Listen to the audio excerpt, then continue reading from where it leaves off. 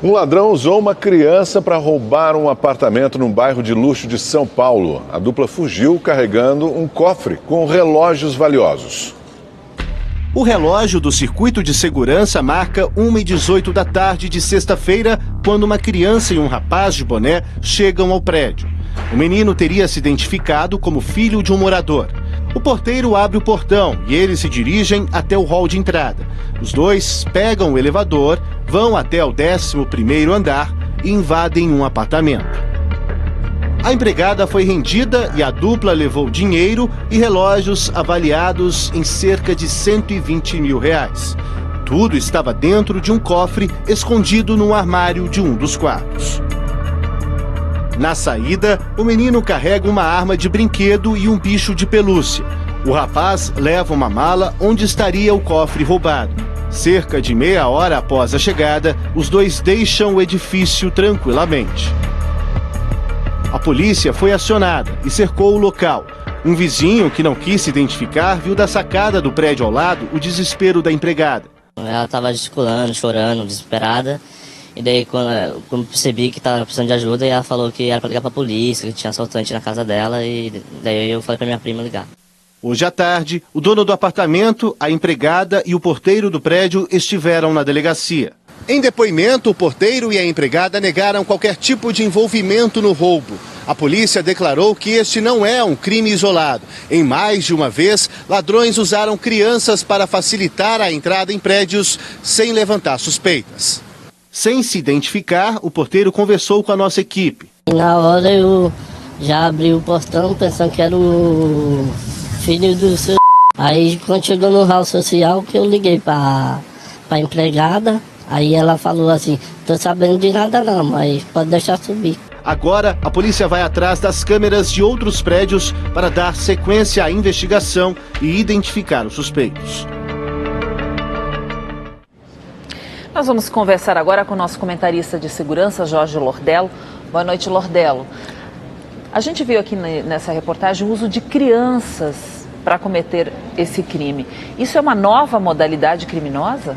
Boa noite, Cláudia. Boa noite, Augusto. Boa noite a todos. Realmente, os criminosos têm utilizado adolescentes para facilitar a entrada em condomínios residenciais. Mas eu queria deixar um alerta. Vários assaltos têm ocorrido, não só em São Paulo, como no Brasil, com a utilização de crianças. E nesse caso que nós acabamos de mostrar, no bairro de Moema, em São Paulo, o que nós verificamos, na verdade, é uma criança que eu acredito, Cláudia, não sei a sua opinião, entre 8, 9 ou 10 anos. Mas não é que essa criança foi usada para entrar. Essa criança participa ativamente do crime. Ela entra, Cláudia, ela aperta o interfone, ela fala com propriedade com o porteiro, ela já tinha informações do apartamento do 11º andar. Ela sobe com seu comparsa de mais ou menos 20 anos e essa criança de 8, 9 ou 10 anos auxilia na rendição da empregada doméstica, amarrada e colocada eventualmente num determinado cômodo na casa. E na hora de ir embora, mostrou também uma grande despreocupação e foi embora. Quero deixar um recado para todos os porteiros de prédio do Brasil. Quem vê cara não vê coração. Portanto, atenção máxima, independentemente se a pessoa hoje em dia tem 7, 8 ou 9 anos. Aí eu queria te perguntar, Lordello, quem errou nesse caso? O porteiro ou a empregada doméstica que liberou a entrada? Augusto, excelente pergunta. E vou te dizer mais, isso chama-se erro coletivo. Prédio de classe média alta que não consegue gerir segurança de uma maneira, no mínimo, que possa impedir uma entrada dessa, que é uma entrada super manjada, mas que eles vieram a cair. Primeiro, o porteiro reconhece visualmente. Se tivesse uma biometria, ele não entregaria. Ele só liga eventualmente para o apartamento quando as pessoas estavam lá dentro. E digo mais, uma coisa seria o enteado, que estava acompanhado de uma outra pessoa. Então, detalhe muito importante, viu, Augusto? Vários prédios em São Paulo, onde os moradores se reuniram e decidiram o seguinte, que empregado doméstico não deve autorizar a entrada de ninguém, somente morador. Se tivesse essa regra, provavelmente o crime não teria ocorrido. Então a empregada errou nesse caso, Lordello, e o porteiro também errou. você acha que deveria ser a atuação do porteiro para evitar assalto?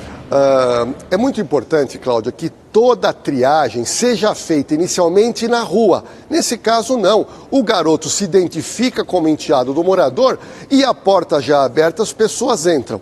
Acho muito importante, primeiro a triagem, a solicitação de autorização e somente sendo autorizado pelo proprietário, essa pessoa possa ingressar ao prédio e imediatamente passar por um cadastro, apresentando documento, tirando fotografia. Outro detalhe, prédios hoje têm utilizado a biometria. Todo mundo é cadastrado no prédio e até parentes próximos que normalmente estão no prédio. Nesse caso, se tivesse a biometria, o enteado teria que colocar o dedo.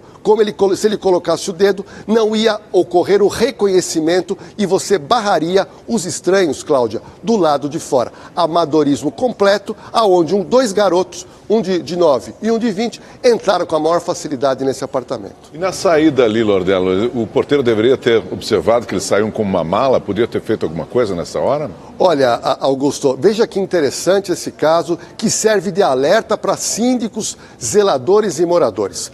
2 pessoas entram sem cadastro nenhum liberado pelo empregado. Ok, menos de 40 minutos, as mesmas pessoas descem carregando uma mala. Isso já seria, no mínimo, uma suspeita para que o porteiro interfonasse para a empregada dizendo o seguinte: eu posso liberar a saída dos visitantes? Se tivesse feito isso, a empregada estava trancada num quarto e não atenderia eventualmente o interfone e a polícia seria chamada. E digo mais, muitos prédios, Augusto, têm adotado esta medida.